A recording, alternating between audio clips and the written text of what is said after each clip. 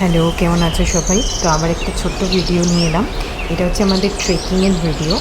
আমরা যে দুন ভ্যালিতে গেছিলাম কালিম্পংয়ে, যেখানে বিদ্যাং নদী রয়েছে, ঠিক বিদ্যাং নদীর নিচে আর ঠিক তার ওপরেই রয়েছে একটা হ্যাঙ্গিং রোড ব্রিজ। ওখান দিয়ে যদিও আগে গাড়িও পাস করতো, মানে গাড়ি করেও আসা যেত বেসিক্যালি যখন নদীতে প্রচণ্ড বেশি জল থাকে বর্ষাকালে, কিন্তু এখন সামহাও গাড়িটা ওই দিক দিয়ে বন্ধ আছে। বিকজ যা হয় হ্যাঙ্গিং রোড ব্রিজ, এগুলো তো ন্যাচারাল ব্রিজ।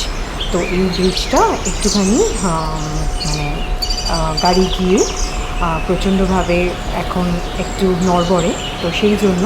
তো যাই হোক, এটা হেঁটে ভালোই ট্রেক করা যায়, তবে হ্যাঁ অনেকটা উঁচু। তো লিও রিমোকে নিয়ে আমি গিয়েছিলাম, অবভিয়াসলি মা গেছিলো, ভিডিওটা মায়েরই করা। মা খুব একটা ফ্যামিলিয়ার নয় মানে ফোনে ফটো ভিডিও করতে, বাট এইটাতে খুব সুন্দর মা ভিডিও করে দিয়েছে আমাদের। তো ওটা বেশ অনেকটাই উঁচুতে, তো নিচ থেকে প্রায় 70-80 ফিট ওপরে। আর হাইকিংয়ে মোটামুটি আমাদের টাইম লেগেছিলো 20 মিনিট, 15-20 মিনিট। তো আমরা গিয়েছিলাম এই হ্যাঙ্গিং রুট ব্রিজটায়। এটা হচ্ছে দুন ভ্যালির বিদ্যাং রিভারের এপার ওপার দুটোকে কানেক্ট করেছে এই রুট ব্রিজটা। তো চলো জঙ্গলের রাস্তাটা তোমাদের দেখাই, তোমরা দেখো আমার সাথে সাথে। আর তোমরা যদি নিজেরা ট্রেক করে থাকো অবভিয়াসলি কমেন্টে জানিও। আর ভালো লাগলে অবশ্যই লাইক, শেয়ার আর কমেন্ট করে জানিও।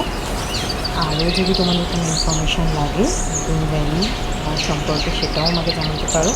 আমরা ছিলাম দুন ভ্যালির নেচার রিট্রিট, যেটা বিদ্যাঙ্গে, ওইখানেই ছিলাম। ওদের বিশাল বড় স্পেস, আর ওদের জায়গাটাই আমার মনে হলো সবচেয়ে বড়।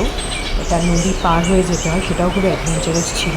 গাড়ি করে নদী পার হয়ে আমরা গেছিলাম, হেঁটেও যাওয়া যেত, বাট যেহেতু আমার দুটো বাচ্চা ছিল তাই নদীর জল পেরিয়ে, আর মা সবথেকে বড়ো কথা হয়েছে, তাই আমরা সেই রিস্কটা নিই। বাট সেটাও করতে পারো, সেটাও একটা খুব ভালো হাইকিং হয়। তো চলো, হ্যাঙ্গিং ব্রিজে অলরেডি আমরা চলে এসেছি। তো এই ব্লগটা এখানেই শেষ করলাম। আবার পরবর্তী ট্রিপের, এই ট্রিপটারই পরবর্তী ভিডিও নিয়ে চলে আসবো। ততক্ষণের জন্য টাটা, বাই বাই।